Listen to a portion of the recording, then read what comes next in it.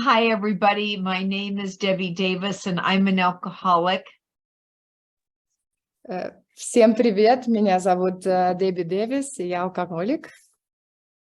I come to you from Concord, California, which is just outside of San Francisco. Я из Калифорнии, из Конкорда, рядом с Сан-Франциско. I'm happy to be sharing my experience on our third legacy of service, also identified as the 12 concepts. Я очень рада поделиться опытом, поделиться на тему Третьего Завета, который является служением, и 12 принципов обслуживания. I am not an expert on the concepts. However, I have a great passion for them. Я не эксперт на 12, по 12 принципам, но я страстно люблю их. My experience starts with my sobriety date, which is February 8, 1976. So I've been with you for 47 years in AA. Мой опыт с вами начинается с 8 февраля 1976 года. То есть у меня сегодня 47 лет в AA и трезвости. I have had experience being a general service representative in 4 different areas of the United States and have gone on to do some other more involved service work as well. Я была представителем группы в 4 разных регионах Соединенных Штатов, и у меня также есть опыт на других уровнях обслуживания структуры. So I'm not going to describe the concepts as they relate necessarily to the General Service Conference, because our structure will be a bit different than your structure. Я не буду рассказывать о 12 принципах по отношению к Генеральной конференции обслуживания, потому что наша структура обслуживания, она будет другой по сравнению, какая она в вашей стране. So we're going to do a little bit of background on the concepts, how we got there, and I don't do them in numerical order. И мы немножечко посмотрим на историю, как мы получили 12 принципов, и я также не применяю их по нумерации, то есть в хронологическом порядке. The reason is because they can be challenging to understand. I relate it to the home group as well. And that's where we really start to get our connection to the purpose and power of the concepts. Причина, потому что их, может быть, немножко сложновато понять, 12 принципов, но когда мы применяем их к уровню группе или на группе, тогда это возможно. So let's go ahead and begin. I'm going to pull up a screen share. So Anastasia, will the visuals be helpful? I mean, will this be helpful to people? It might be. I'll Okay. try to translate as much as I can. Yeah. Okay. There may be some who speak English or read English, so okay. Absolutely. Okay. Хоть презентация, она, конечно, у Дэбби будет на английском, вот, может быть, кто-то говорит по-английски, но я постараюсь вам максимально переводить все, что здесь написано, также для аудиозаписи. Начинаем презентацию, начинаем работу. So I like to call this presentation's Concepts 101, which is so basic introduction. And the question is, what is your concept of AA's 12 concepts? Вопрос задавать, ну вот Дэбби нравится называть это серия 101, такая как-то упрощенная серия, и вопрос, самый первый вопрос, который возникает, насчет вот принципа обслуживания, кстати, мы говорим еще также концепции, да, вот на английском языке я, в принципе, даже вот придерживаюсь больше этого перевода. И вот когда мы говорим о 12 концепциях, какая ваша концепция о 12 концепциях? Вот такой вопрос. So we have 3 legacies: recovery, which is the 12 steps, unity, which is the 12 traditions, and service, which is the 12 concepts. У нас 3 завета. Это выздоровление, это 12 шагов, единство, это 12 традиций, и служение, это 12 принципов обслуживания или концепций. And so where do we find out or read about these concepts? Well, in the United States, it's this book in the back half of the book. Где мы изучаем, где мы берем текст, откуда мы берем вообще знания о 12 принципах? Вот в Соединенных Штатах это будет руководство по обслуживанию Соединенных Штатов и Канады с 12 принципами. Another pamphlet we have is the 12 Concepts Illustrated, which is just so beautifully done, very, very simple explanations. И вот брошюра, это 12 принципов в иллюстрациях, очень хорошо, доходчиво и достаточно просто объясняются 12 принципов обслуживания. So now I'd like to walk through just a little, very, very brief history of how we got there. Вот сейчас хочется пройти немножко в историю, издержки, вот такие самые главные исторические моменты, как мы пришли к 12 принципам. Many times people falsely believe that we write a book or we create another legacy so we can make money off it. Многие вот ошибаются и думают, что мы создаем книги или что-то вот придумываем какое-то, что-то печатаем, чтобы сделать деньги на этом. That is not true. Everything we produce is based on the request or need of that piece of literature or service. Это неправда. Все, что мы производим, основывается на какой-то нужде. Что-то нужно, либо какая-то литература, либо какое-то обслуживание. Это то, в чем нуждается сообщество. Our history has its own fascination, and these are truly just bullet points, nothing in depth that we're going to look at. Наша история великолепна, и мы вот посмотрим только на основные ее пункты здесь. Это, конечно, не является полной историей. It all starts with Bill Wilson, our co-founder, getting sober on December 11th, 1934, and Dr. Bob Smith, our other co-founder, sober June 10th, 1935. Конечно, все начинается с даты трезвости нашего одного из сооснователей, это Билл Уилсон, 11 декабря 1934 года, и второго основателя, доктора Боба Смита, 10 июня 1935 года. In 1938, 3 years later, they create a foundation to somewhat centralize our services, and there's about 40 people sober by the word of mouth method.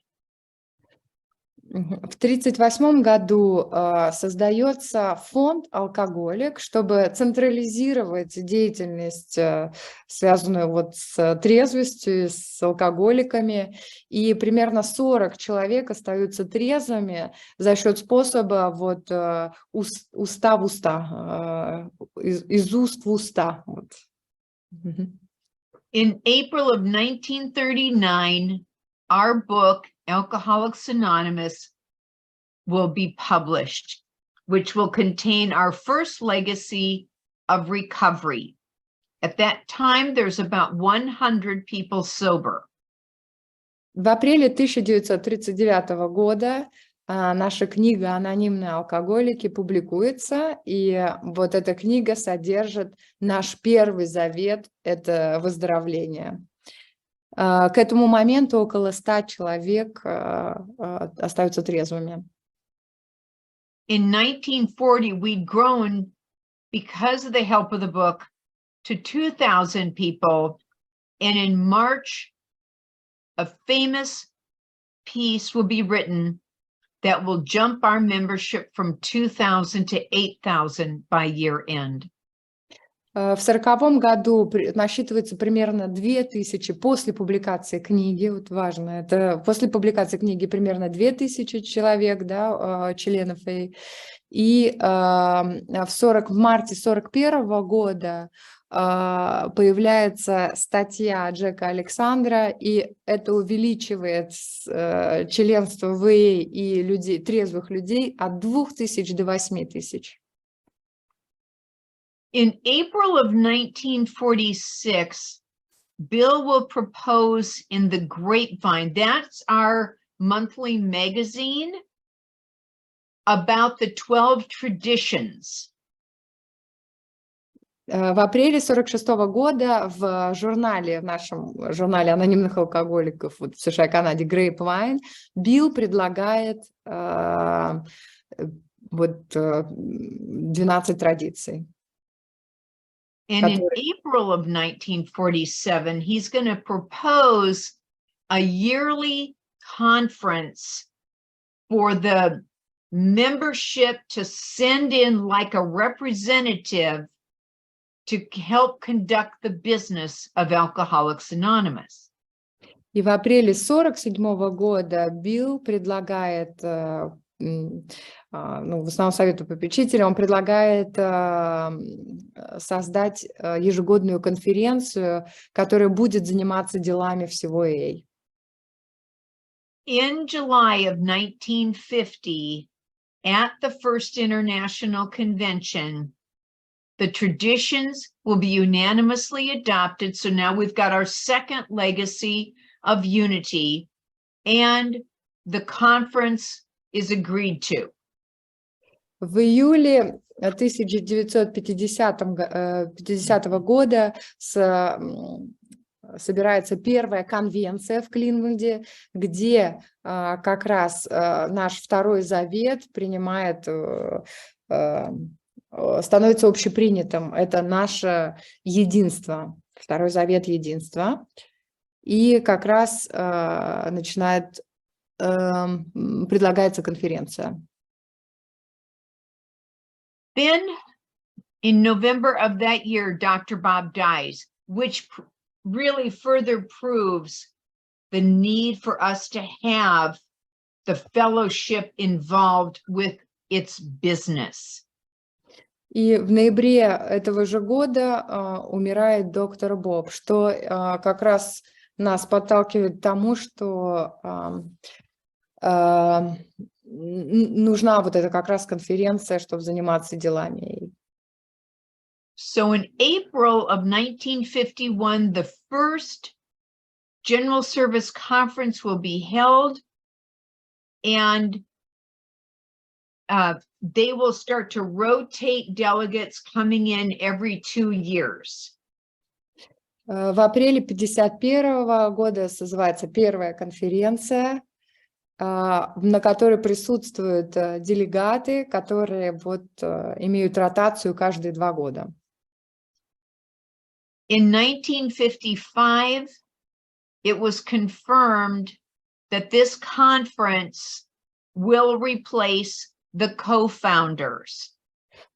В 1955 году было подтверждено, что конференция заменит сооснователей AA. See, what we now have effective at that time, the fellowship and this unknown board of trustees now has a middle component, a voice for the fellowship to take to these trustees that we're holding accountable for our welfare. И что происходит, что теперь между нашими попечителями и сообществом у нас появилось что-то, ну вот эта конференция, которая соединила как раз совет попечителей, которые занимались нашими делами, и сообществом. То есть появился такой элемент связи. For the first 11 years of the conference, the concepts were being developed. Первые 11 лет конференции, концепции вырабатывались, ну, 12 принципов обслуживания вырабатывались. And in 1962, they are adopted and published, and now we have our third legacy service. И в 1962 году они были приняты, и таким образом мы получили третий завет, это служение. Now, Anastasia, I know that you have at least one version, maybe, I think, working on a second version of the Russian Big Book. Do they have the concepts in there? Absolutely. They do. Ah! That's what we are doing here. We study the texts. We read it together with the group here. That's what I tried to explain to you, that we go with this group of people through the text, through that all. Yeah. And okay, because it took our fourth edition to get the concepts in the back. That's why I was, bravo, good Yeah, job. look, we have it in Russian language. Oh, no, but is it in your big book? It's not in, no, I'm not sure though. I can ask, because there are people from the GSO here also present. I can ask, wait a second. So you wanted to say, извините, пожалуйста, Дэбби просто спрашивала, у нас переведены ли у нас 12 принципов, и я говорю, ну вот мы как раз изучением их и занимаемся, и между нами, я могу вам по секрету сказать, мы занимаемся тщательнее, чем многие из США и Канады, но это в кавычках, поэтому у нас они переведены. Просто вот мы об этом говорили. Я показала, что да, у нас они переведены и являются, вот, публикуются вместе с руководством по обслуживанию.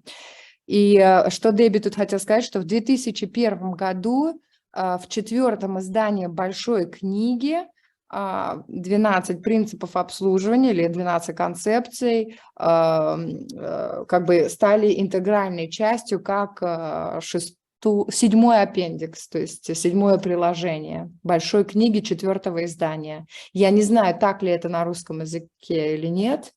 У меня нет сейчас большой книги, но, скорее всего, так. Okay, I translated that in 2001. It became the Appendix 7. Oh, okay, great. All right.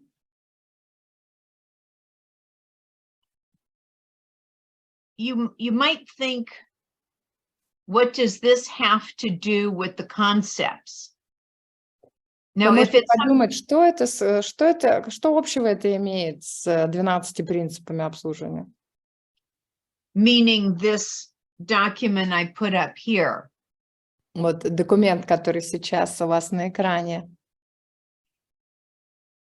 It's to remind me of my responsibilities to the present and the future of Alcoholics Anonymous. Это для того, чтобы напомнить о моей ответственности за настоящее и за будущее анонимных алкоголиков. And it's often thought and believed, if we ever fail, it will be from within. And the reason being that paragraph down below. I won't take the time to go through that. Okay. Если мы когда-либо провалимся и провалим это дело анонимных алкоголиков, единственная причина, по которой это может случиться, это будет изнутри сообщества. И поэтому мы сейчас достаточно времени посвятим вот этому абзацу, который она хочет процитировать. But I want to remind myself of the highlighted part if we ever fall apart, it will be because we think too little about our rights, or too much about our rights, I'm sorry, and too little about our obligations and responsibilities. Debbie, from where is that quote? It's noted up above. It is from a general service conference presentation. Окей. Это из презентации одной из конференций. Вот этот был текст предоставлен, где здесь идет цитата Билла Уилсона, как раз, который говорит, если когда-либо AA распадется или вот провалится как дело, да, это будет только изнутри. И вот здесь идет текст на английском языке, дальше идут комментарии, и в конце вот выделено желтым, говорится, если это произойдет, это будет только потому, что мы слишком много думаем о наших правах и недостаточно думаем о наших обязательствах и ответственностях. Let me never forget that someone took the responsibility to make sure there was a meeting place open, literature out, chairs set up when I came to my first AA meeting. Дай Бог, чтобы я никогда не забыла, что кто-то взял на себя эту ответственность и открыл собрание, расставил стулья, поставил стул, открыл дверь, когда я вошла на свое самое первое собрание. And that is my responsibility to the present and the future members of AA. И это моя ответственность сегодняшних членам AA и будущим членам AA. Перед ними.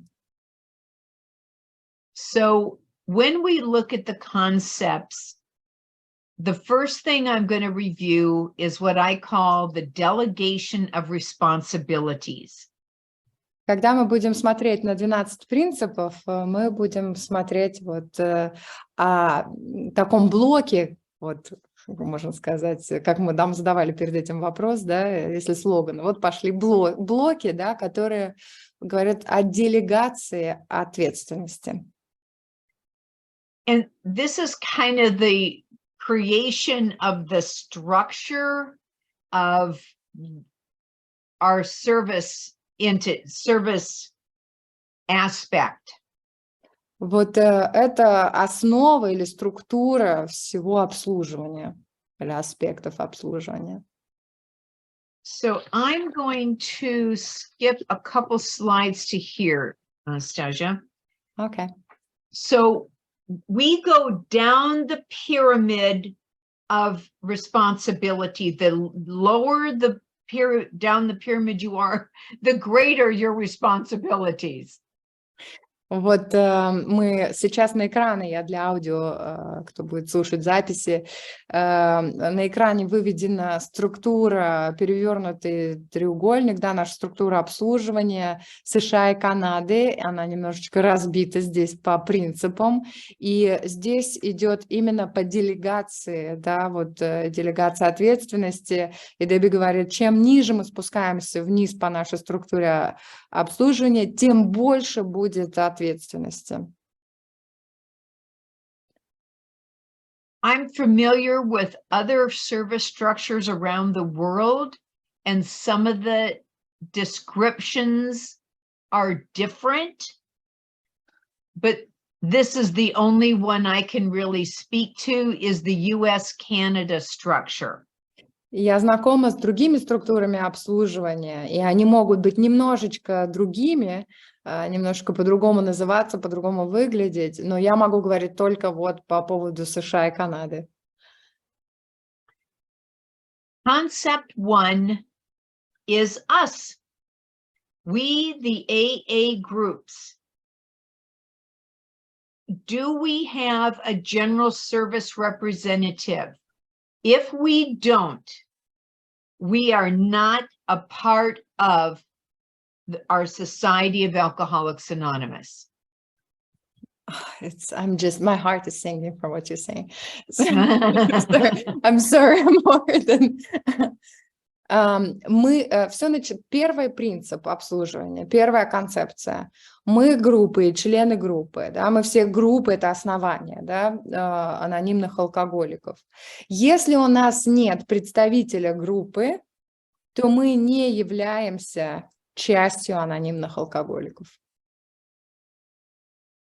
And they go to those GSRs go to monthly district meetings, and depending on the area, 2 to 4 assemblies a year.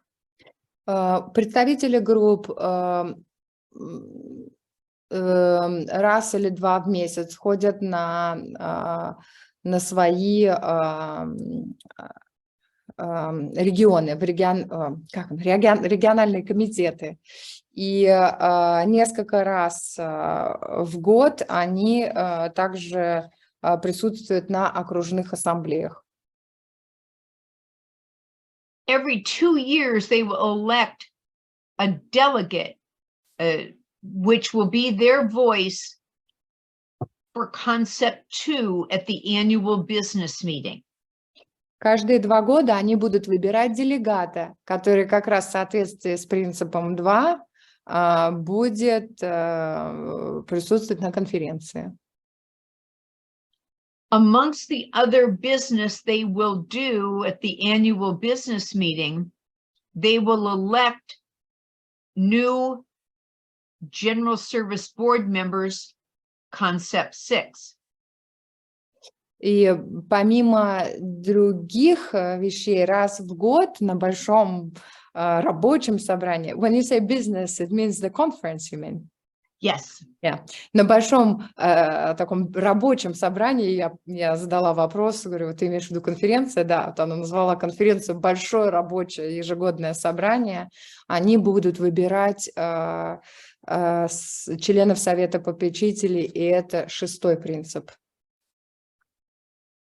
And in Concept 6, we hold these people accountable, but they can't do the detail work, so they select the people for Concept 8, which are to focus on the 2 corporate boards.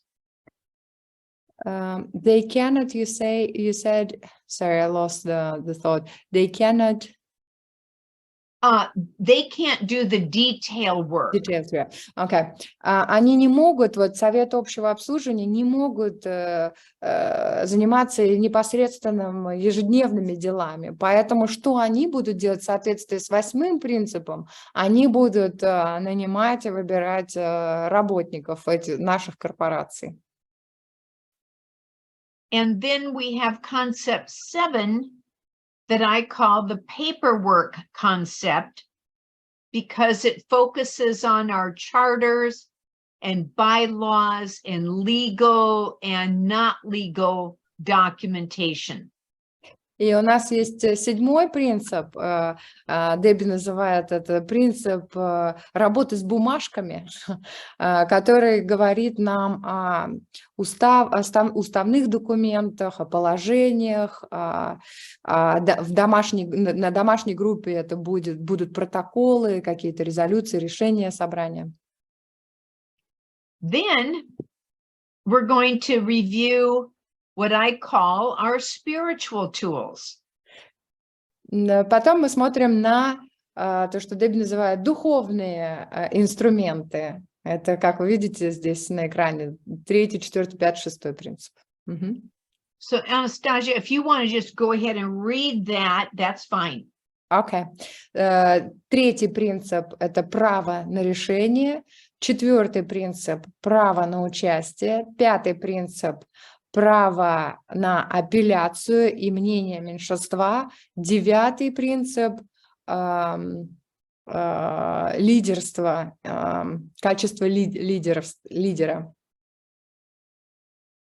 Then we will review the concepts, the administration guides of our society, and you can go ahead and read those.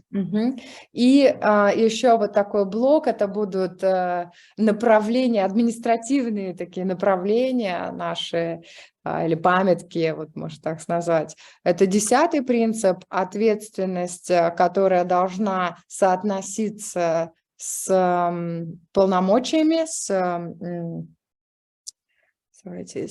не власть, да, с полномочиями, ответственности, полномочия, соотношения. 11-й принцип, чтобы самые лучшие были люди в обслуживании и обозначение структуры.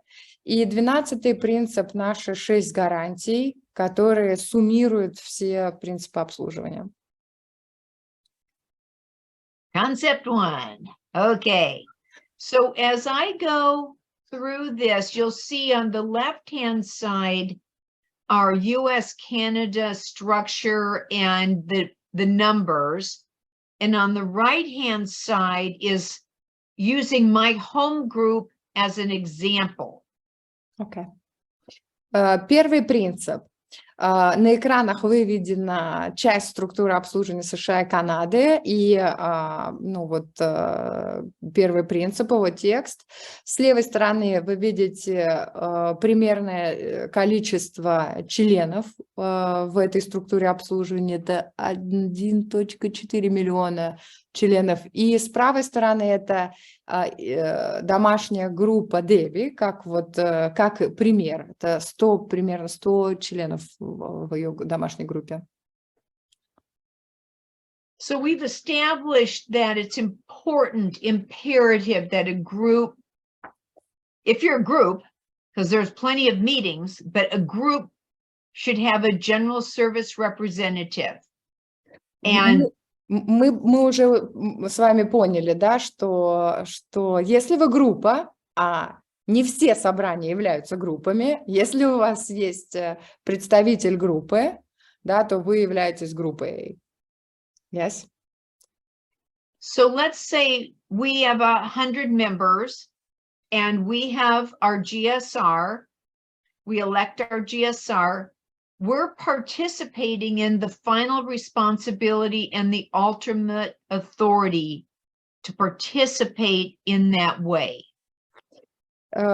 Предположим, что вот в моей группе 100 членов, и у нас есть представитель группы, ПГ.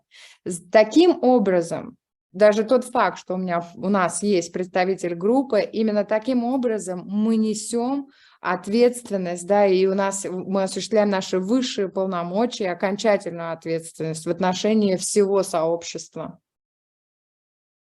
So here's the question. Does your group participate in that by having a GSR? And if not, why not?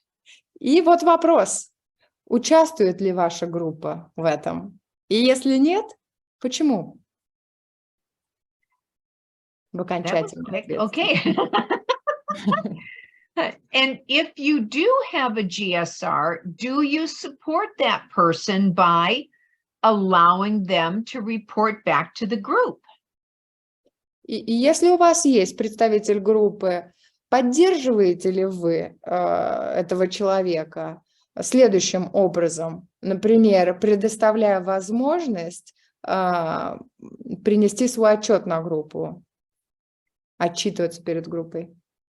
I hope if you do, that you don't go, oh God, it's the GSR report, hurry up, we got to do this. I hope that you will give them the time. It doesn't have to be a half hour, but give them a proper time to report back to you to keep you informed. И если у вас это происходит, то я очень надеюсь, что когда представитель группы приходит с отчетом, вы не делаете так: о нет, сейчас ПГ будет отчитываться. Я надеюсь, что вы предоставляете радостное время человеку. Это не должно быть полчаса, но достаточно времени, чтобы человек отчитался перед вашей группой. I don't know, Anastasia, if you have this opportunity to know the general service conference agenda topics in advance so that you can talk about them? Yes. You do? Okay. Yeah. So with your GSR, do you participate in addressing or discussing the agenda topics so they have a voice to take back? Если вместе с вашим представителем группы обсуждаете ли вы повестку дня конференции, будущей конференции, чтобы у них было представление вашего группового сознания, что вы думаете, да, по этой повестке дня, по этим вопросам? And do you financially support them so they can do their commitment?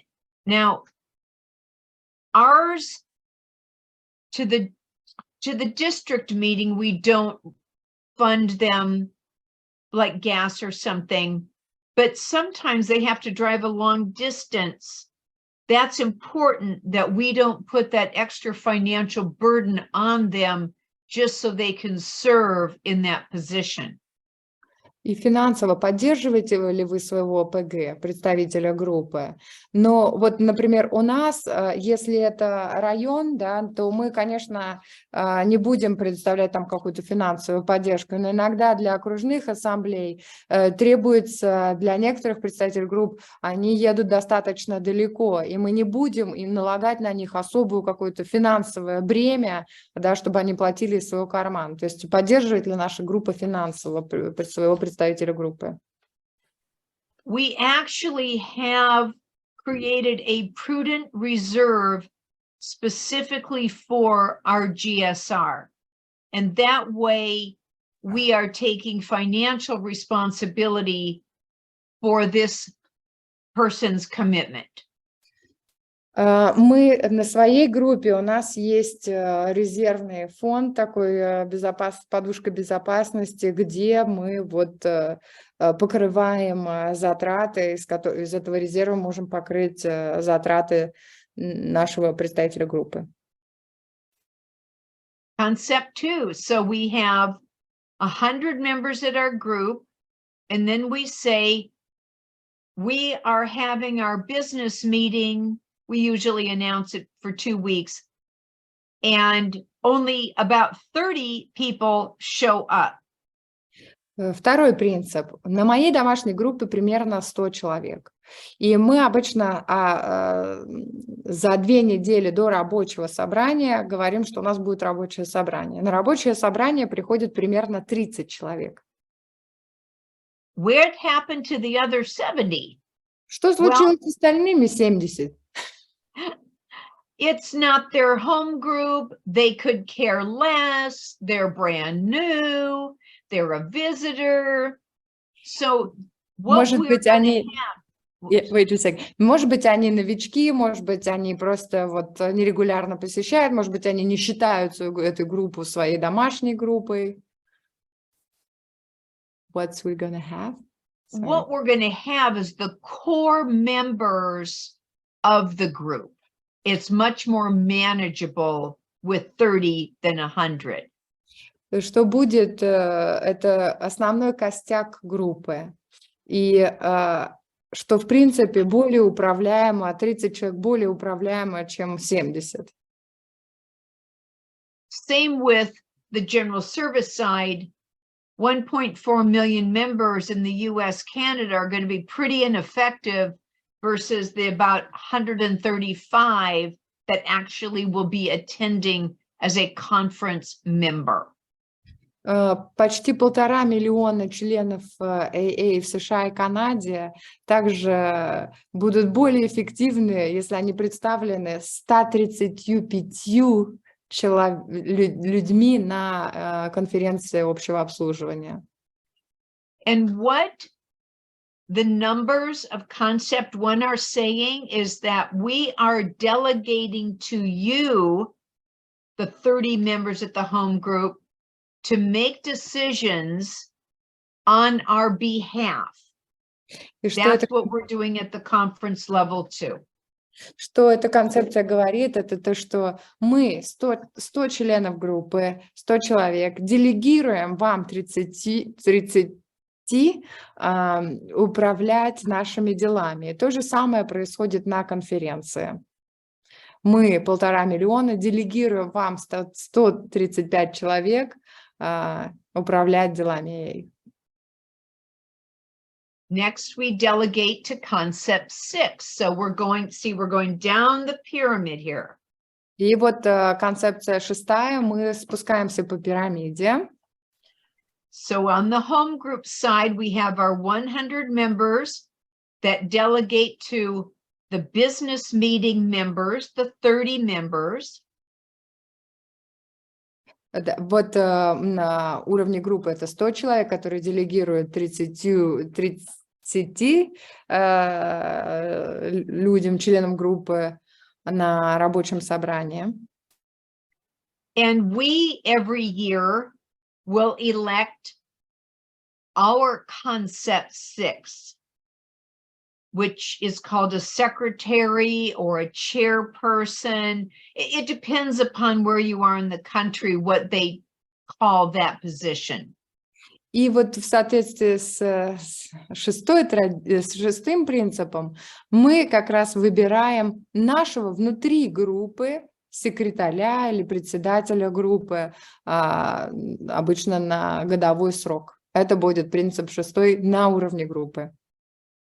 We hold that person accountable for the health and welfare of the group, just like what we'll review in a moment, the general service side. И мы, вот этот человек, он нам подотчетен за хорошее функционирование нашей группы в течение определенного срока. То же самое, как мы вот буквально через пару моментов увидим на уровне конференции. So again, on the general service side, the 1.4 million members have delegated their conscience to the 135 that go to the annual business meeting. They cannot perform leadership, so they delegate to the General Service Board, which for the United States, Canada is 21 members. И вот на уровне вообще общего обслуживания, всей структуры обслуживания США и Канады, это почти 1,5 миллиона членов AA, которые делегируют 135 членам AA на вот, как она это называет, ежегодное рабочее собрание, да, это имеется в виду конференцию общего обслуживания, и в свою очередь конференция общего обслуживания будет делегировать лидерство 21 человеку, это совет общего обслуживания. So I have Anastasia, I have additional stuff here, but I don't think it would add to the presentation because I think your general service board creation composition is different from ours. So I'm just going to pass by those. Okay. All right. But actually it's interesting, you know, because we study, you know, I'm based in Switzerland, so there are people from Europe, etc., etc. We're quite international. So I already made a comparative of different service structures in the world. So they're quite familiar. I think it might be very interesting though. Okay. I'm happy to do that. Perfect. Thank you.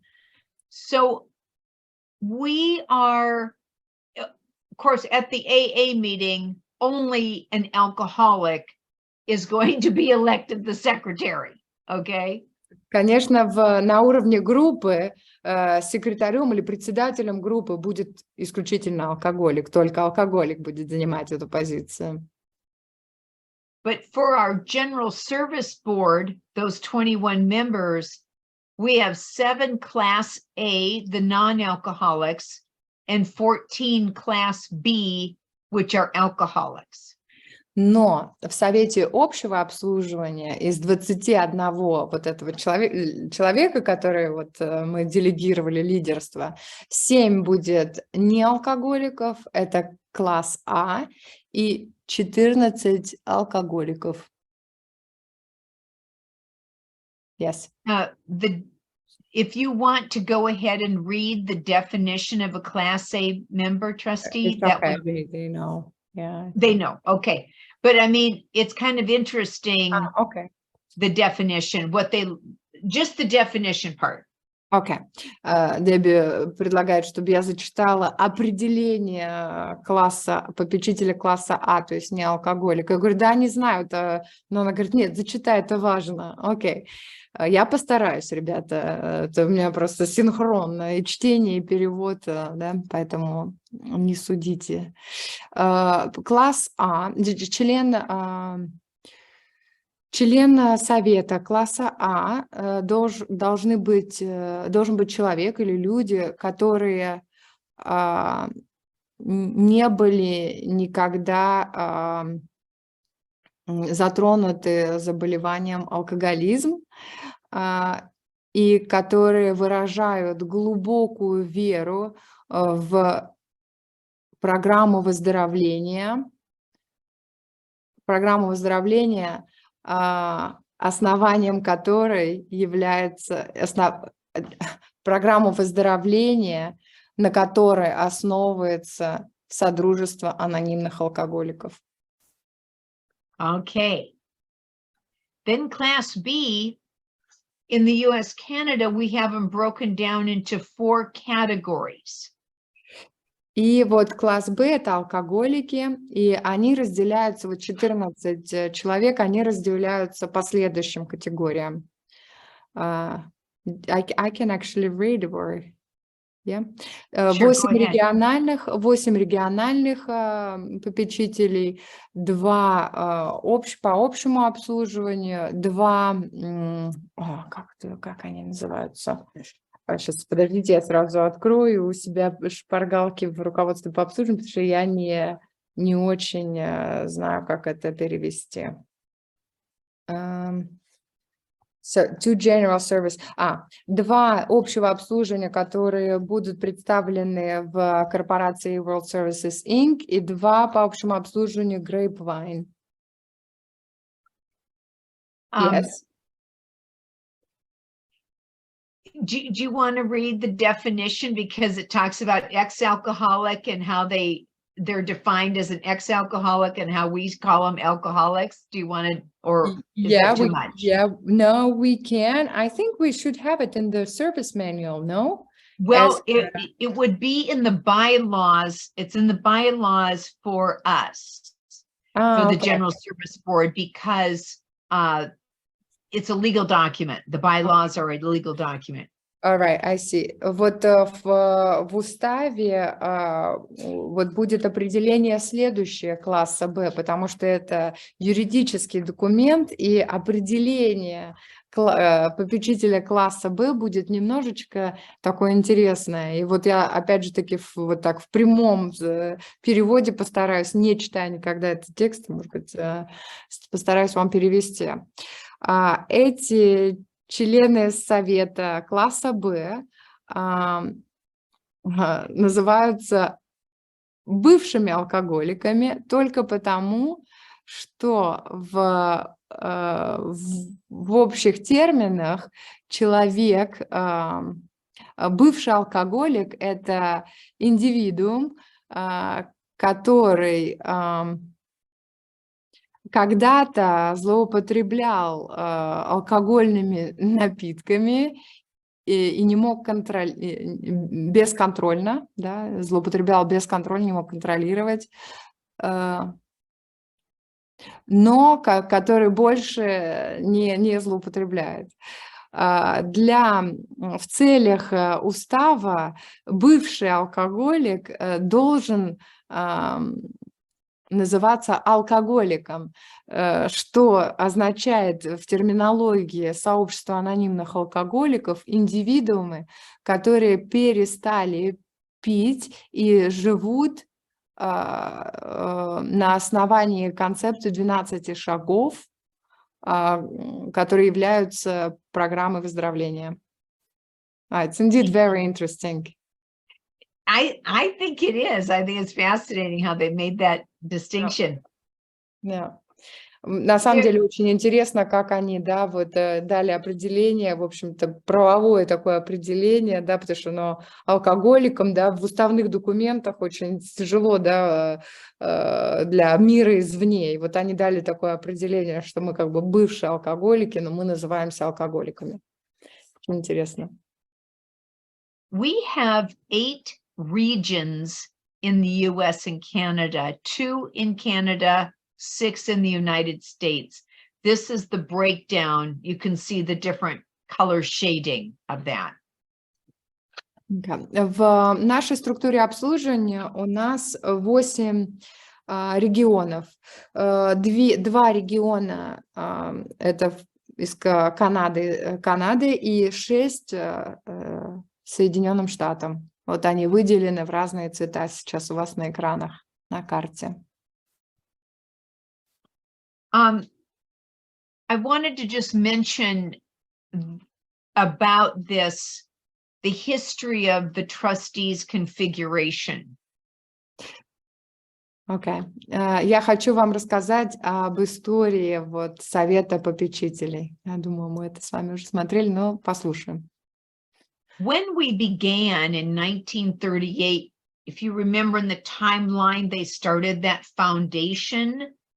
Well, we always had an odd number, and we still do, but it always was in favor of one non-alcoholic. So when we started with 5, there were 3 non-alcoholics and 2 alcoholics. Вот если вы вспомните, сейчас мы пойдем в историю, в 1938 году, когда был создан фонд «Алкоголик», у нас было, how many we had? We started with 5.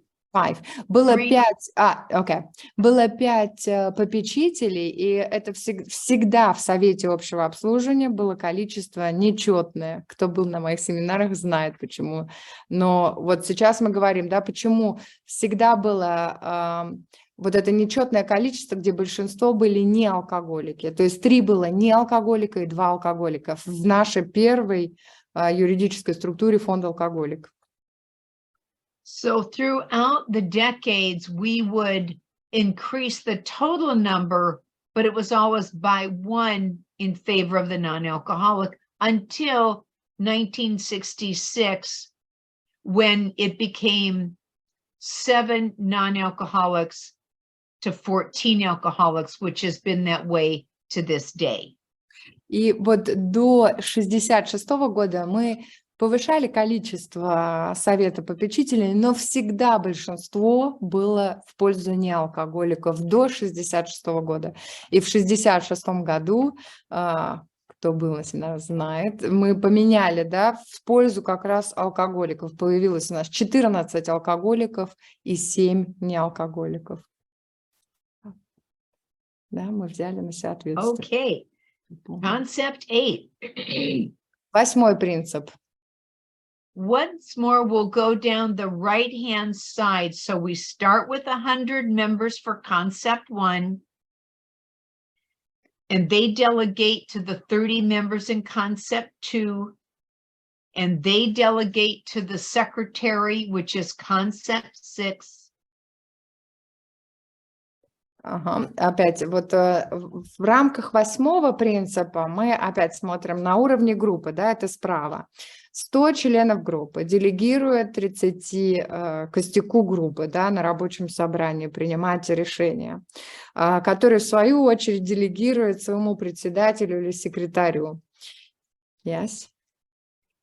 And because we hold the secretary responsible for the health of our group, they cannot do the detail work. That's where concept 8 comes in. All the individual commitments. Literature, coffee, set up, take down, greeter, etc. И вот здесь как раз потому, что один председатель или секретарь не может выполнять всю работу за группу, приходит на помощь принцип 8 и получается, вот разные виды деятельности, направления, разные служения. Это будет литература, это будет помещение, это будет еще что-то, да, казначей. Появляются другие обязанности, ответственности, да, ответственные роли на группе. So same with the general service side. We start with 1.5 million members at Concept 1. They delegate their authority to 135 members at the business meeting. They delegate the overall health and welfare to those 21 board of trustees. But again, they cannot do the detail work. So they delegate to Concept 8, which is the 2 corporate boards. They are focused. Okay. И то же самое на уровне всей структуры обслуживания США и Канады. То есть примерно 1,5 миллиона членов и делегируют 135 на ежегодном рабочем собрании, которое является конференцией, которые в свою очередь делегируют 21 человеку совету попечителей, которые в свою очередь делегируют ежедневную работу своим корпорациям. Perfect. So again, I don't know if this is helpful or not, Anastasia. It's basically just saying that we have 9 people assigned to each of those corporate boards to focus on their responsibility. When you say they're assigned, you mean it's the board of directors, or? We would call them the board of directors, yes. And they're comprised of trustees and non-trustees and some people from the general service office or the grapevine office, depending upon which board it is. Okay.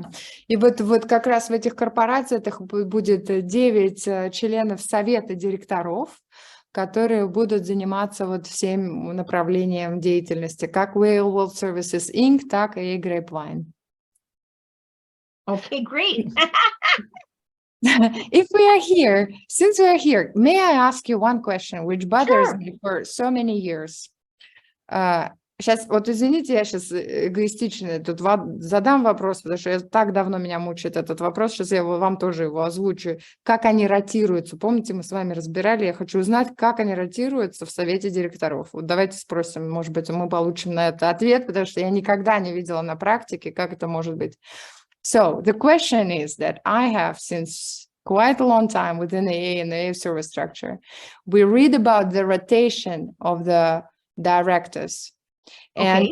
And this is that I'm an international lawyer myself in the corporate world. I cannot imagine how this is possible. I never have seen it in my service structure. Maybe you have information on that and you can explain why it's done, the rotation within the board, and how it's done. If I may. Why it's done is imperative so that we don't get stuck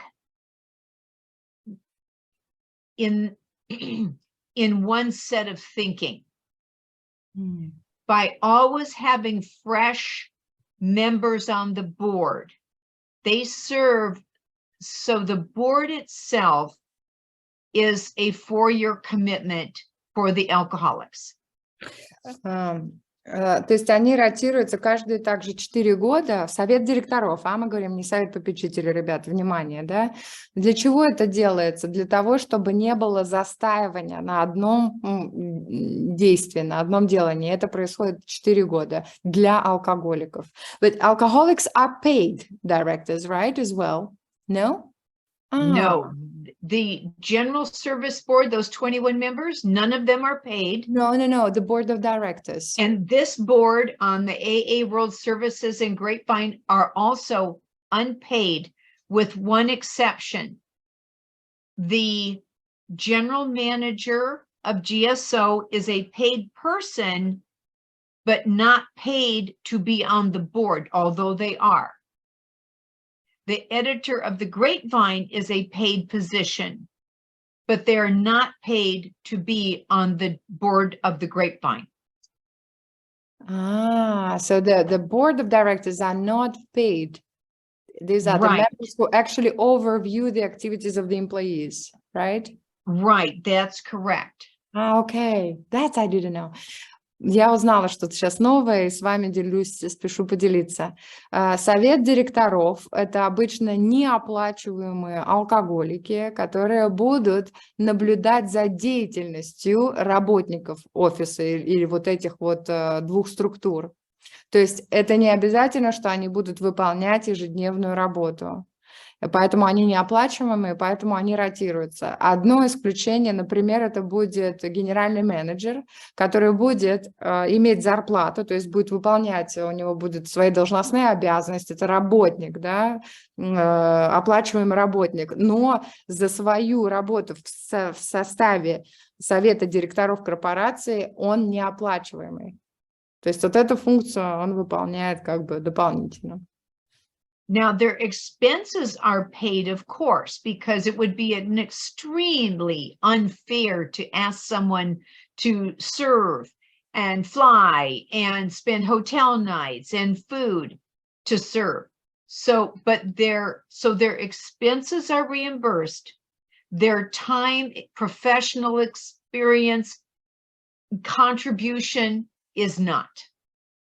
Поэтому вот их затраты, они оплачиваются, все перелеты, отели, связанные с затраты с поездками, с их служением. Вот затраты, они, конечно, возмещаются, но их применение их профессиональных навыков и их служение не оплачивается.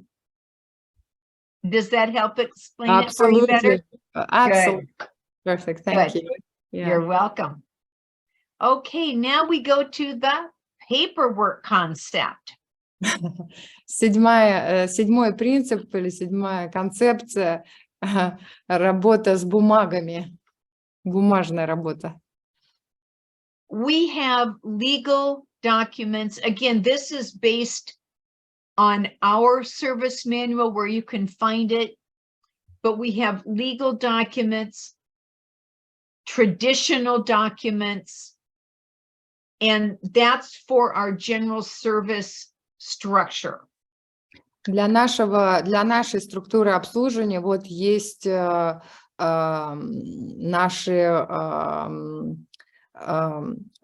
документы, юридические документы и наши традиционные документы. Я так подразумеваю, под традиционными это, конечно, будет устав конференции, потому что он не имеет юридической силы, как вы уже это знаете из нашего семинара. А остальные, конечно, документы, это здесь положение Совета обслуживания, устав World Services Inc., устав Grapevine, вот уставные все документы, да, вот положения, это будут иметь юридическую силу. But your group will have, of course, its group conscience, and if you aren't keeping minutes, let me encourage you to start, and I'll tell you why. Вот если ваша группа, у вашей группы тоже есть документы, ваша группа принимает решения. И если вы не сохраняете решения своей группы, я вам настоятельно рекомендую начать это делать. И сейчас я объясню, почему.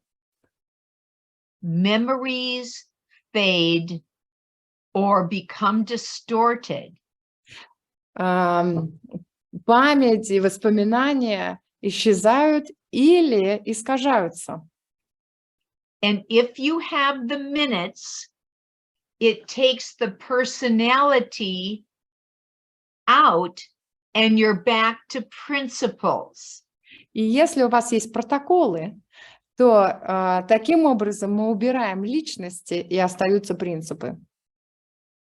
What we have also done, we just celebrated my group's 25-year anniversary last night.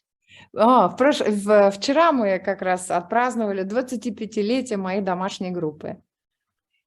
And you can, I know you can't understand this or read this, but what we've done is in our minutes, when we would make a motion we would have it in the minutes, but we would extract the motion and put it in this separate document called motions synopsis. Okay, sure. Вот что мы сделали на своей группе. Мы, например, каждый раз, когда принималось какое-то решение, ну или так можно сказать, резолюция, когда принималось какое-то вот важное решение у группы или вообще решение, мы сделали экстракт вот этих решений и создали вот такое резюме решений своей группы. То есть не прям все вот протоколы, но основные решения, их резюме. Помните вот этот документ, я вам сейчас, подождите, извините, конечно, про спикерский, но вот этот документ, на который я все время ссылаюсь, Advisory Actions США и Канады, вот это такой же принцип, как мы делаем на конференциях. I'm just referring to the advisory actions of the General Service Conference, to which I always proclaim here in our seminar here in our study, that it's the same principle. We take the decisions and we make a, Yes, it's basically the very same thing, just for our group. Только для нашей группы мы делаем то же самое, основные решения. It solved a lot of potential problems by referring back to what we decided 12 years ago, right? Это нас уберегло от стольких вообще проблем, когда бы мы возвращались решения, которые принимались 12 лет назад, например. Okay, on to our spiritual tools. И наши духовные инструменты. Do you want me to read them? They were nice 3, 5 just before. No? We'll go through each one of them. All right, perfect. So concept 3, summarized, is about the right of decision, and I'll explain what that means. Третий принцип у нас говорит, его можно суммировать, просто обозначив право на решение. My commitment can decide on their own what I'm going to make my decisions on, what I'm going to go to the secretary on, or maybe what needs to go back to the group. В моем служении я могу сама принять решение, где я буду принимать решение, где я проконсультируюсь, например, с секретарем, или где мне надо проконсультироваться с группой. An easy example is at your group, you probably have coffee or tea. Например, очень простой пример. Есть, например, у вас на группе кофе или чай. We typically have coffee, and we'll buy the more bargain brand, which might be about average $3 a pound. И мы обычно пьем кофе, и, конечно, это будет одно из самых дешевых кофе, которое где-то $3 за паунд. But I'm the new coffee maker, and I think we need to spiff it up a little bit and get some Starbucks in here at $13 a pound. И я вот, например, новый, ответственный за кофе, и мне кажется, что надо улучшить качество нашего кофе на группе, и давайте мы будем закупать теперь кофе Starbucks, и который будет стоить вместо $3 $13. So I am now going to go beyond my right of decision, because I'm going to start impacting the distribution we can make, because I'm spending so much money on coffee. И вот здесь как раз идет преувеличение, то есть моего права на решение, потому что мое решение будет влиять на то, сколько мы можем дальше перечислить в структуру обслуживания, потому что это будет непосредственно влиять на финансы моей группы. So I need to know because let me rephrase that. I can't get approval every time I need to buy more coffee. That's ridiculous.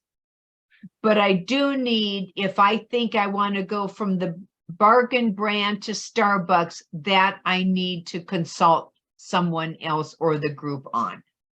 Это было бы смешно, если бы мне приходилось каждый раз, когда я покупаю кофе, просить собирать групповое сознание. Поэтому, конечно, я могу принимать решения, но если я принимаю решение, которое выходит за рамки какого-то лимита определенного, тогда мне надо проконсультироваться с группой. Вот, например, если я из самого дешевого кофе перехожу на одну из самых дорогих. In concept 4, we're talking about the right of participation. В четвертом принципе мы говорим о праве на участие. Some groups do have guidelines in order for you to vote or make a motion or participate. And that is their autonomous right to do. Некоторые группы, у них есть такие положения о том, как принимать решения. Ну, и они имеют право, потому что они автономны, да, в соответствии с четвертой традицией. Они автономны, они могут инструктировать, как принимать решения. But none of the guidelines are to make anyone feel like a second-class citizen or a second-class member. Но никакие ни положения, ни инструктаж вот по поводу права на участие не должны делать так, чтобы кто-то себя чувствовал хуже и был поставлен в какое-то худшее положение по сравнению там, с группой или с другими членами. Our group does not have any guidelines if you choose to vote at our business meeting. Now, there are some people who I think shouldn't vote, but that's an opinion, okay? But we have no guidelines, so they can't. У нас нет никаких положений, кто имеет право участвовать, кто имеет право голосовать на нашей группе, кто не имеет права голосовать. Она говорит, я могу считать, что некоторые не должны голосовать на моих рабочих собраниях, но это мое личное мнение, это точно не положение группы. On concept 5, we talk about my right of opinion and the minority opinion. В пятом принципе мы говорим о праве выражения для меньшинства, мнения меньшинства и также об апелляции.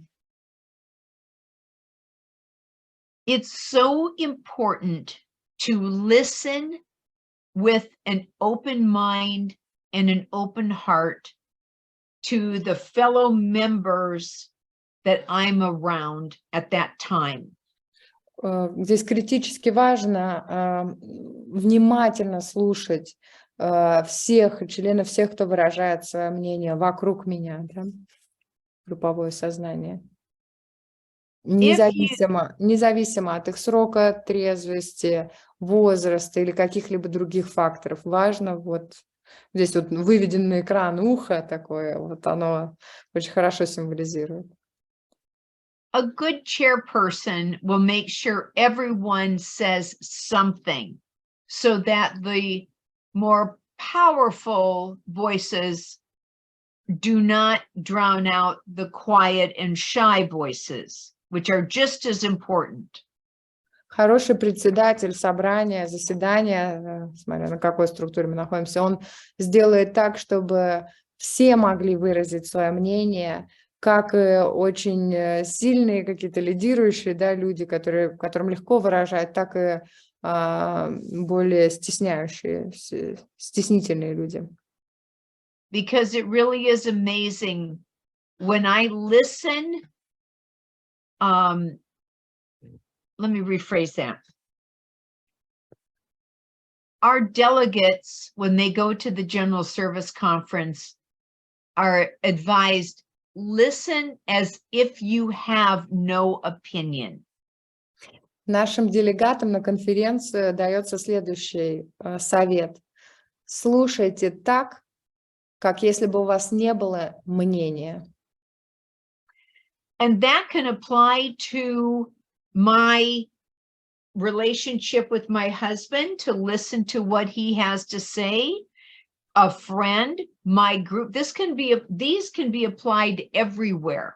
Этот принцип может быть применен где угодно, по отношению к моему мужу, с моими друзьями, слушать так, как если бы у меня не было мнения. In concept 10, it's simply match the responsibility with the authority to carry it out and define it. 10-й принцип, он очень просто, он говорит о том, что у нас должны обязанности соотноситься с полномочиями. And like, for example, we find job descriptions incredibly helpful and wise, because now the person knows what is expected, when, how, etc. This is an example of the job I just finished last night. И вот как это происходит, это за счет как раз вот эти должностные обязанности, они должны быть где-то прописаны. И когда эти должностные обязанности прописаны, это становится легче служить и становится понятно, что надо делать. Они очень важны. Например, When you have a job description, you have continuity, and that is what keeps the strength and soul of a group when you do what the group conscience has designed that position to do. Когда есть описание должностных обязанностей, вот на уровне группы, это позволяет продолжительности в обслуживании. То есть вот групповое сознание, оно описывает, что нужно. И это продолжается, несмотря на то, что ротация, да? In concept 11, this covers a lot of territory that we're not going to today, but it basically says get the best people for the job, and this shows all the different aspects that they will be looking at and considering for our administration in our services. 11-й принцип, он достаточно емкий, и мы не сможем сегодня пройти, более подробно говорить о нем, но в 2 словах он говорит о том, что найдите наилучших людей для работы, для определенной работы, должны быть лучшие из лучших. So Anastasia, do I go to the bottom of the hour? Is that because we've got about 9 minutes left, I see? Yeah, but let's finish maybe concept 12. Right. Yeah. But we have 9 left, which is really choice. Okay. So. But I'm sure we could stay a little bit longer if you could. Okay. I just know that I started already 30 minutes late for everybody. So, okay. Concept 12 has 6 warranties. We're going to touch on each one briefly. У нас не так много времени осталось, но я все-таки сказала, что мы сможем посидеть чуть подольше, если вы, конечно, не против, но даже для записи это просто настолько я долго ждала этого спикера, я просто не могу его сейчас отпустить, вы меня простите, но я очень эгоистично сейчас себя веду. Вот 12-й принцип, он говорит о 6 гарантиях, и мы немножечко затронем все 6. The first warranty reminds us never to become too wealthy or too powerful, not just the conference, but the group. Первая гарантия говорит, мы никогда не должны быть слишком богаты и слишком властными. И не только конференция, но и группа. In the United States, we talk about the minimum is $1 in the basket, a $1 in the basket. And that hasn't been self-supporting for over 45 years. Мы говорим о долларе в шляпу уже много лет, но $1 в шляпу не дает самообеспечение на сегодняшний день за последние 45 лет. Да, то есть концепция должна меняться, сумма должна меняться, в смысле. So the question becomes, if I'm still doing that, and I'm not talking about somebody brand new, I'm talking about people who are coming in with a fancy cup of coffee and not putting anything in, or that minimum, that's who I'm talking to. И вот я говорю... Double that. Я говорю, например, не о новичках, не о людях, которые вот только пришли в AA, а о людях, которые приходят с шикарными кружками кофе, да, вот, термосами, и которые не ложат ничего в шляпу. Вот как раз вот к ним я обращаюсь, пожалуйста, удвойте свои пожертвования. I'm going to skip that page. On the second one, do you have a prudent reserve for your group? That's what they're talking about here, is that we need a prudent reserve. Do you have one for your group? And do you know what that is? И вот вторая гарантия будет говорить о резерве. И есть ли у вас вот такой резерв на группе? On the What is third the calculation? Can you go back, please? Sure. So what is the recommendation for the prudent reserve for the group? Я задала вопрос, какая будет рекомендация вот от Дэбби для такого резерва, запасного резерва для уровня группы? Потому что сейчас видите у нее на экране тут калькуляция, мне это очень интересно узнать. Я думаю, вам тоже, наверное. So as you can see, for our group, we have 1 month of expenses, which is about $100.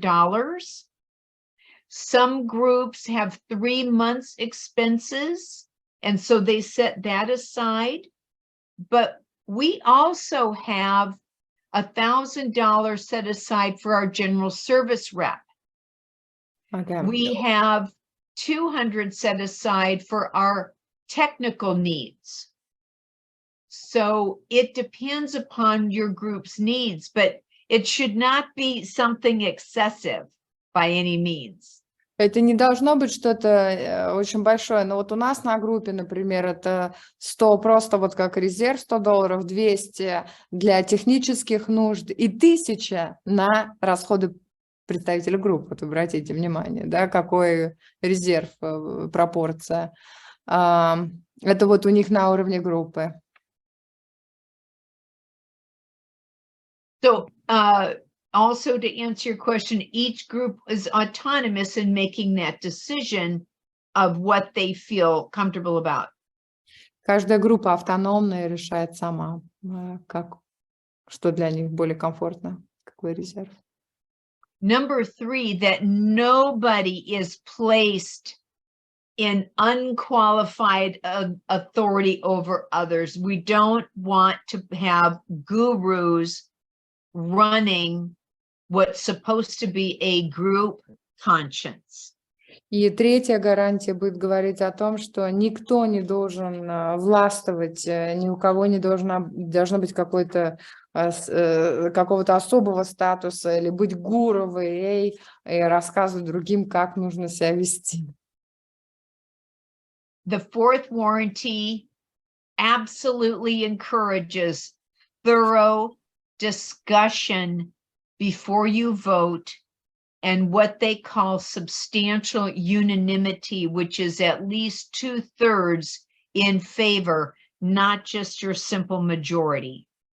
И четвертая гарантия будет говориться о том, чтобы все решения тщательно обсуждались, было прямо тщательное такое обсуждение при возможности, преобладающим большинством, что для AA минимум это 2/3 голосов. Just keep in mind that whatever the discussion is, there's rarely any of those do or die discussions that if your group isn't ready to vote, needs more time for maybe some prayer, research, thoughtfulness, please do it. Don't rush into something, because rarely do we have the hammer is down, you have to do it now kind of voting. Здесь важно отметить, что в ИЭ вообще такого практически не бывает, чтобы у нас вот давайте решать, иначе сейчас кто-то умрет. Здесь такого нет, поэтому если не хватает информации, нужно дополнительное время помолиться, дать поразмышлять, дать созреть решению, можете всегда отложить решение. Number 5, never to be personally punitive or incite public controversy by our actions. И пятая гарантия говорит о персональных взысканиях, да, что никогда не должно быть персональных каких-то взысканий или общественной полемики. And 6,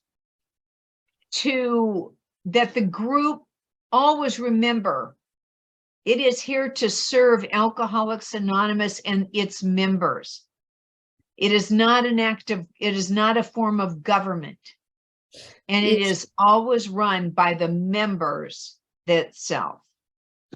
И шестая гарантия, говорит, всегда нам напоминала, что она здесь, это группа, да, или конференция, ну, мы говорим о группе сегодня больше, для того, чтобы служить анонимным алкоголикам и никогда не управлять, да,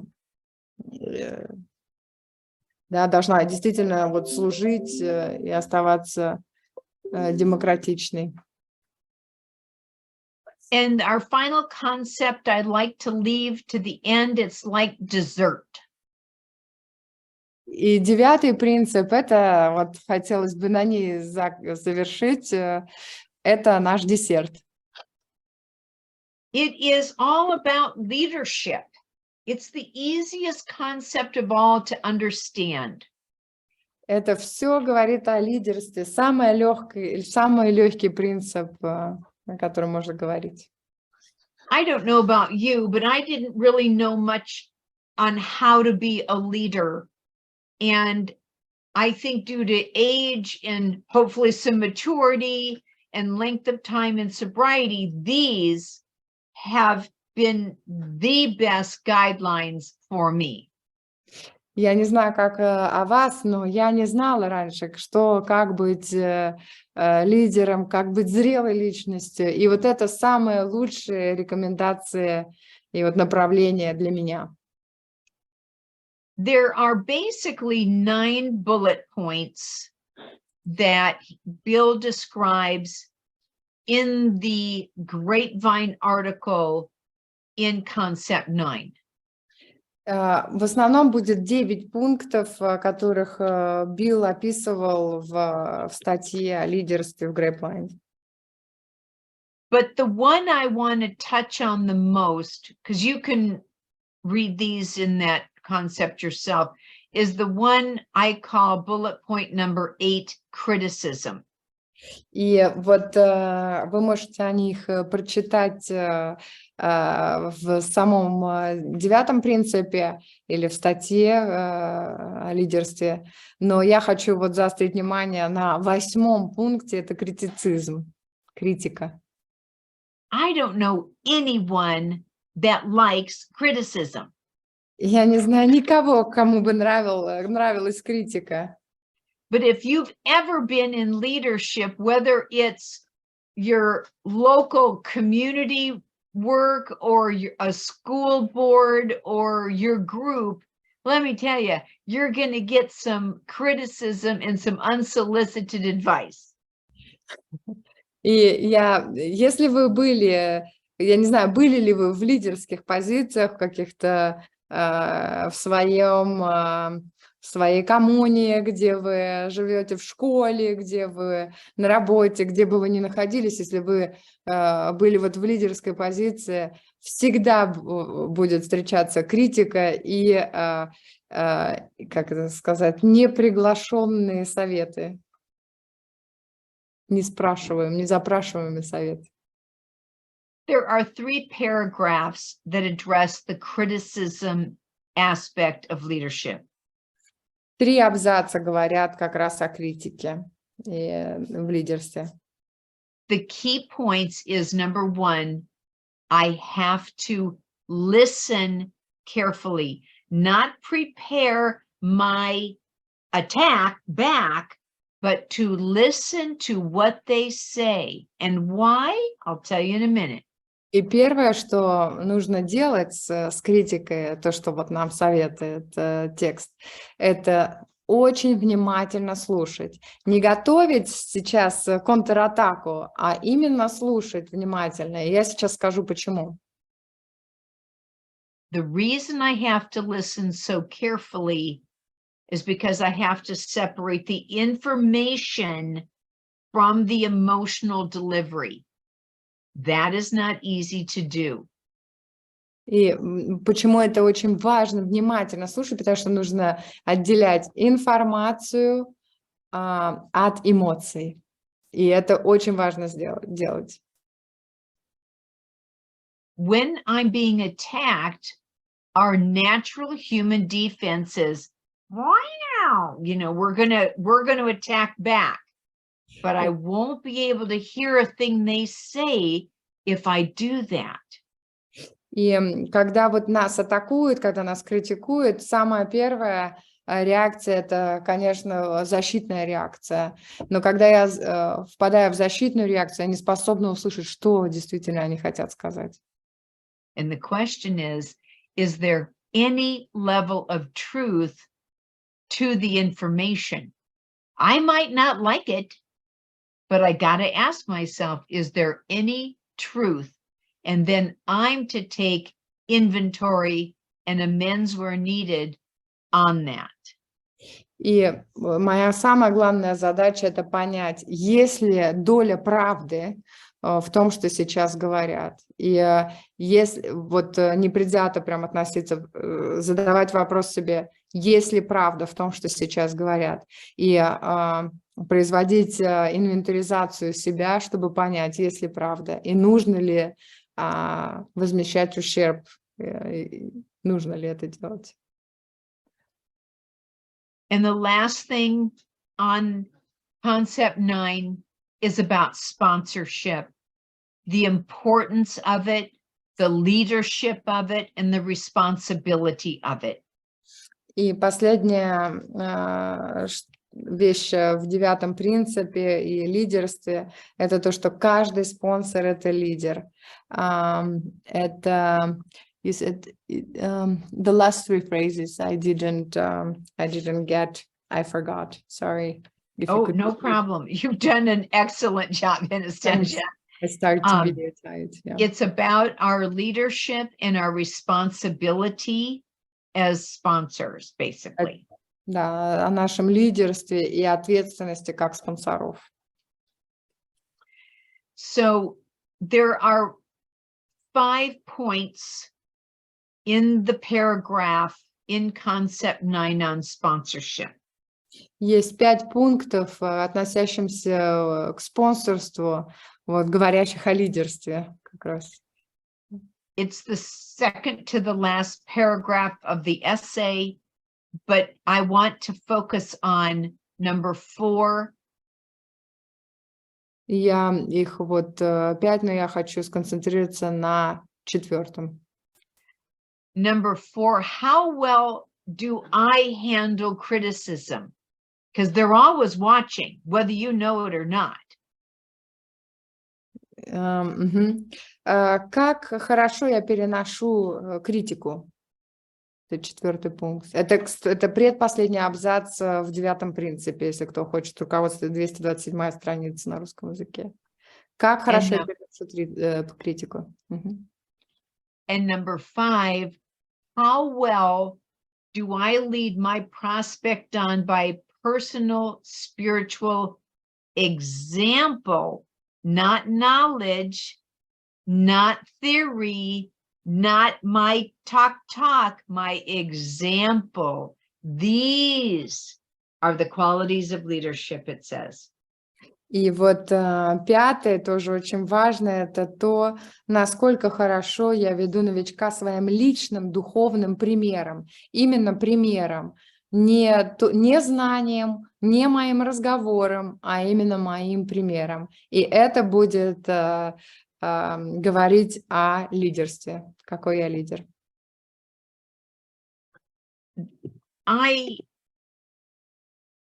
Most of us, I'm guessing, have a sponsor, and they are the beacon for us. We were drawn to that person.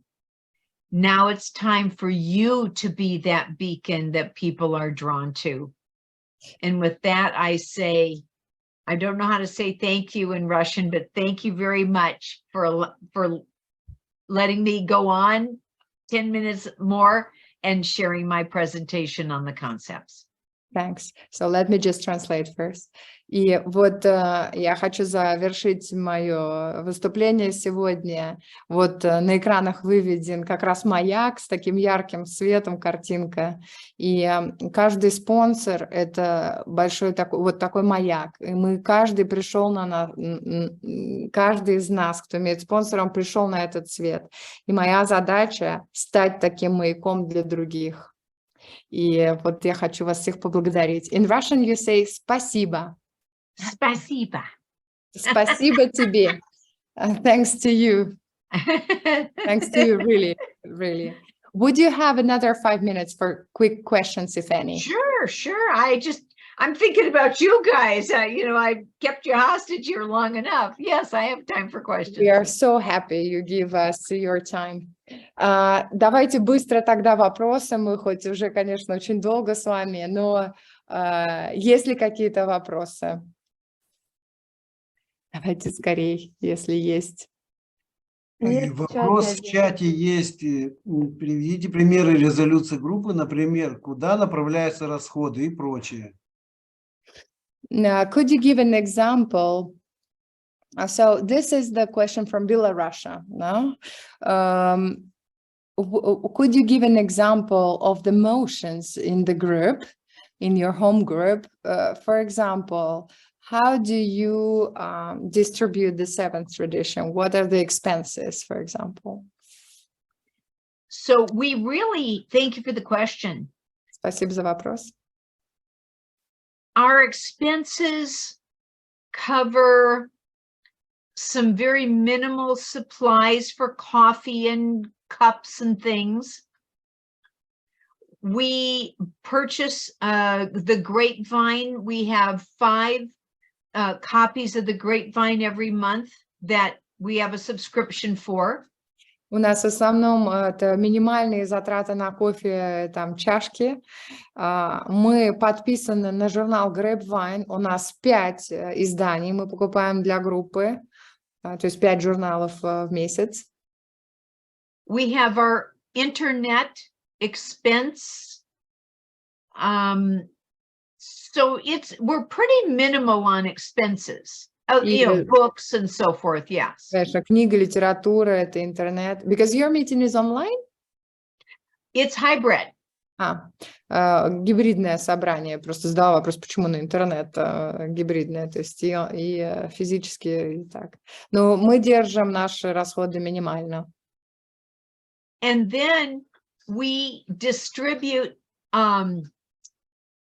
to the General Service Office in New York. We give them 25%. We give 60% to our local. We have a local central office, we call as well. Not everybody has those, but we do. Не у всех есть местный офис обслуживания. У нас есть местный региональный офис обслуживания, туда мы отправляем 60%. 25% мы отправляем в центральный офис обслуживания в Нью-Йорке. We give 5% to our area and 5% to our district. Мы отдаем 5%, перечисляем нашему району и 5% округу.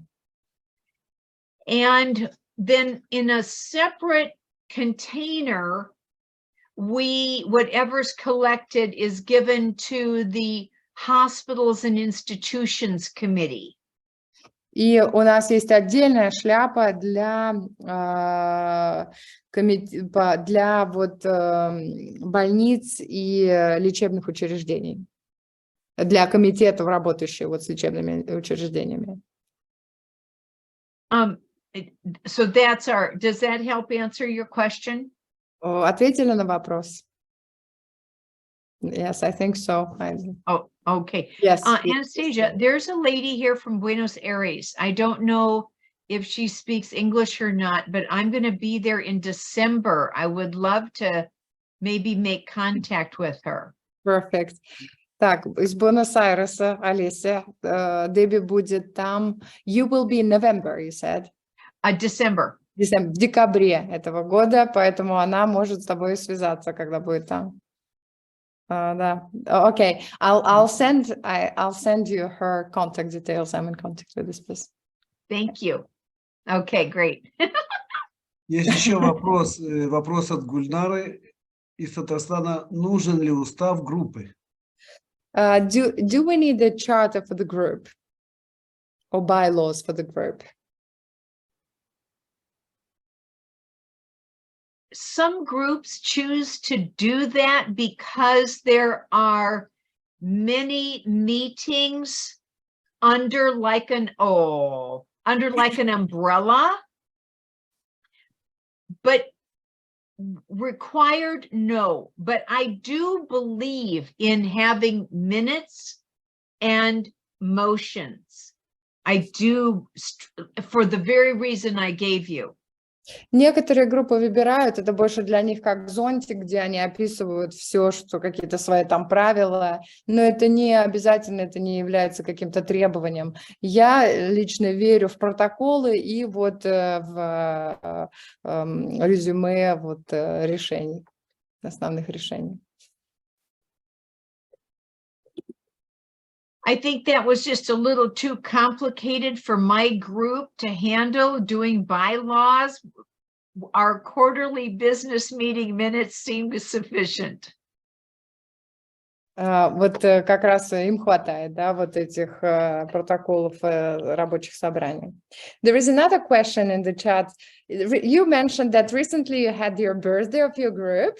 So how did you finance it? From the seventh tradition or somehow different? Did you spend the same tradition on the cakes, on the celebrations, or... Вот в чате задали вопрос, я его озвучу просто для записи. Дэбби сказала, что у них был день рождения группы недавно, и вот вопрос в следующем. Потратили ли они деньги седьмой традиции на торты и отмечание дня рождения, или как-то по-другому? Вот такой задан вопрос. That's a great question. Yes, we consider that a group expense once a year. So we did buy a cake for $25. We bought tablecloths and things for $25. But everything else, the group members provided the food, the drink, everything else. So our whole expense was $50 for that. Очень классный вопрос, спасибо. Да, мы считаем, что это затраты группы, но, однако, эти затраты лимитированы. Мы купили торт за $25, и все вот для стола тоже $25, поэтому у нас ушло $50. Вы все видели затраты, да, на ПГ 1000. Просто вот, да, контекст, чтобы тоже был понятен. Yes. И вот все остальное, то есть еду, напитки приносили просто члены группы, сами покупали из своего кармана. Окей. Все, есть еще вопросы у кого-то или будем отпускать, Дэбби? В чате нет вопросов. Okay. I have just a tiny question. Also, in your first slide, the word dollars at the history. And I was very curious, and I didn't want to interrupt your presentation, but I wanted to know why you referred to the dollars within the history. You know, when there was Big Book with the first group, there was something. Could you share on that briefly? I wanted to, do that. Our first edition big book in 1939 was $3.50. Я задала вопрос у нее в презентации на первом слайде по истории. Были указаны помимо дат еще доллары рядом, какие-то циферки. Я говорю, можешь пояснить про эти доллары? И вот она говорит, что наша первая книга, она стоила $3.50. Yes. And what, 80 plus years later, it went up to all the way to $9.50. И больше 80 лет позже эта книга стоит $8, you said? $9. $9. Вот так вот выросла всего лишь цена. My point is that we did not keep that kind of expense retail, so to speak, with inflation. Because that would easily be in probably the $40 range. We're not in it to make money, but it is self-supporting. И почему я это говорю? Это потому что с инфляцией мы никогда бы не могли бы это сделать, да, это было бы невозможно. Поэтому сегодня книга бы стоила где-то $40, наверное, долларов, если бы вот это было так. Это возможно. Почему? Потому что мы находимся на самообеспечении. Yeah, I should put a note in there. Thank you. I'm going to add that what the inflation would be, what it would cost today if we had stayed with inflation. That'd be interesting because we haven't. Yes. Nor has our seventh tradition contribution stayed with inflation. Она говорит, ну не только седьмая, но не только по книге, да, инфляция как бы нас особо не тронула за счет самообеспечения, но и седьмая традиция в том смысле, что мы должны больше, конечно, ложить в шляпу, чем 80 лет назад, да, чтобы как раз обеспечить вот эту стабильность. Есть еще вопрос от Димы из Йошкар-Ола. Приглашенный спикер оплачивается с пятой традицией или добровольно скидываемся? В смысле, с пятой традиции, седьмой, наверное? Нет, ну, скорее, да. Скорее всего, имел в виду с седьмой традиции. То есть приглашенный спикер как оплачивается? Или оплачивается с традицией, седьмой традицией, или добровольно скидываемся? I don't know why all the questions are about money tonight, but so there is another one. If you invite a invited speaker to event or to the group, how the speaker expenses are paid from the seventh tradition or somehow differently? Most of our speakers for the group will come within a reasonable driving distance. Okay. На нашей группе, например, спикеры будут в достаточно разумном километровом соотношении, то есть достаточно близко к нам находиться. But if they come from much farther than a reasonable distance, we do find it important to offer, in our case, $25 for their gas, because again, that's a big ask for them to come 2 hours one way to speak, just like it's for free and for fun. And yes, it is, but we should be able to afford to do that if we're going to ask them to do that. Если спикер приезжает из более дальнего района, например, ему надо 2 часа ехать, то мы предлагаем $25, чтобы возместить затраты на бензин. And yes, it is taken from the seventh tradition as a group expense. И это мы берем из седьмой традиции как затраты группы в таких случаях. Окей. Еще вопросы есть? Пока не видно. Okay. So I guess we don't have any more questions. We thank you full-heartedly for your participation, and you are just amazing, such an inspiration. I'm really, really grateful. It was just amazing. Thank you so much. Well, thank you all for hanging in there. And I will definitely be more conscientious about timeframes in Europe. So my pleasure to be here today. Thank you. Thank you. Всем большое спасибо, что вы здесь были с нами. Спасибо большое. Thank you so much, Debbie. Okay. Stay in Take touch. care, everybody. Take care. Bye-bye. Bye. Bye. Bye.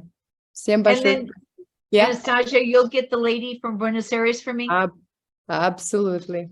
Done. Okay. It's beautiful. Okay. Let me know when you're in Switzerland, huh? Yes, I have nothing on my calendar, but you just never know where I'm going to be. Absolutely. There will be also a beautiful convention on the 10th of June in Paris. Just to bear in mind.